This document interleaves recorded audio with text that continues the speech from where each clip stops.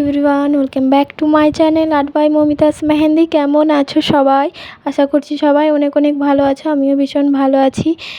তো আজকের ডেট হলো যে 5/3/2025। আজকে আমার একটি ব্রাইডাল মেহেন্দির বুকিং আছে।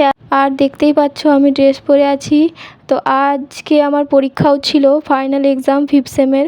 আর যেহেতু আমার বুকিংটা অনেক আগে থেকেই নেওয়া ছিল, তাই দুর্ভাগ্যবশত আমার সেই ডেটেই ফাইনাল এক্সাম পড়ে যায়, তাও আবার সেকেন্ড হাফে। তো প্রচুরই টেনশন, ব্রাইড দিদিও প্রচুর টেনশন করেছিল, আর আমারও খুবই টেনশন হচ্ছিলো যে লোকেশনটা আমার আশেপাশে না, অনেকটা দূরে। আর আমাকে এক্সাম দিয়ে তারপর শেষ করে সে লোকেশনে গিয়ে কাজ করে কখন ফিরবো সেই টেনশন আমারও হচ্ছিলো। তো যাই হোক, প্রথমে আমি 5টা পর্যন্ত পরীক্ষা দিই। আর সেখান থেকে রোডে এসে আমি আর বাড়ি না গিয়ে চেঞ্জ না করে, টাইম নষ্ট না করে আমি একদম ডাইরেক্ট চলে যাই ব্রাইডের বাড়ি। কারণ বাড়ি গিয়ে যদি আমি চেঞ্জ করতাম আমার আরও আধা ঘন্টা 45 মিনিট লেট হয়ে যেত, যেহেতু বাড়ি ফেরারও একটা ব্যাপার থাকে। তাই সে কারণে আমি আর বাড়িতে না গিয়ে রোড থেকে মাকে নিয়ে আবার লোকেশনে যাই। আর লোকেশনে পৌঁছাতে প্রায় সন্ধ্যা হয়ে গিয়েছিল। তো ঝটপট নিজের কাজটি শুরু করে দিই, যেহেতু প্রচুরই টেনশনও ছিল যে বাড়ি কখন ফিরবো। আর দিদিও প্রচুর টেনশন করছিল সে কারণে। তো যাই হোক, দেখো আমরা দিদির বাড়ি পৌঁছেও গেছি। আর আমি আমার কাজ স্টার্টও করে দিয়েছি। এখানে পৌঁছে আমি একদম টেনশন মুক্তভাবে কাজটা করেছি। আর আমাকে দেখে, আমার অবস্থাটা দেখে তোমরা বুঝতেই পারছো আমি কতটা ক্লান্ত হয়ে গিয়েছি। প্রায় 3 ঘন্টা বসে পরীক্ষা দিয়ে আবার ব্রাইডের ওখানে গিয়ে বসে মেহেন্দি পরা কতটা কষ্টকর। যারা বলো যে আর্টিস্ট লাইফ খুব ভালো, একদমই না। সব লাইফেই কিছু না কিছু কষ্টের আছে, সব কাজেই কষ্ট আছে।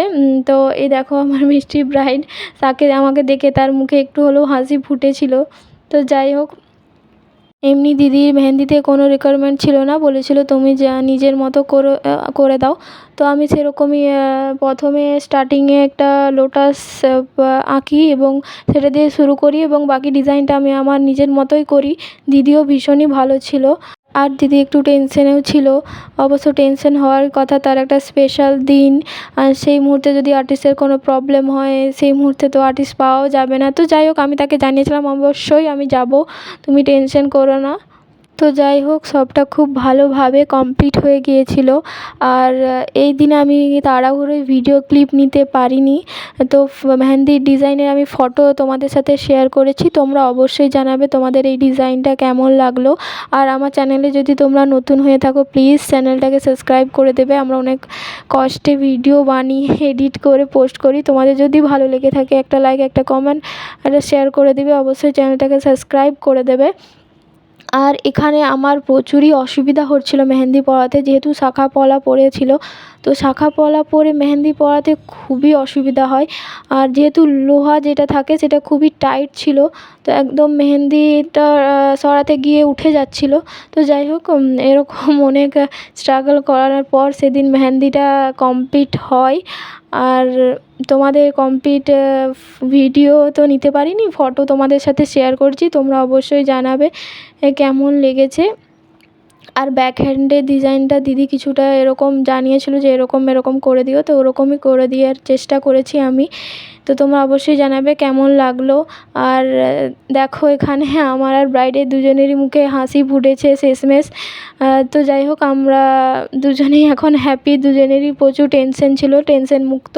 তো তোমরা অবশ্যই জানাবে এই ভিডিওটা তোমাদের কেমন লাগলো। আর যদি ভালো লেগে থাকে, একটা লাইক, একটা কমেন্ট, একটা শেয়ার করে দিও। আর এখানে চলছে ব্রাইডের ফটোশ্যুট। তো আমি একটা ছোট্ট ক্লিপ নিয়ে নিই। তো টাটা, দেখা হবে পরের একটা ভিডিওতে। ততক্ষণের জন্য ভালো থেকো সবাই।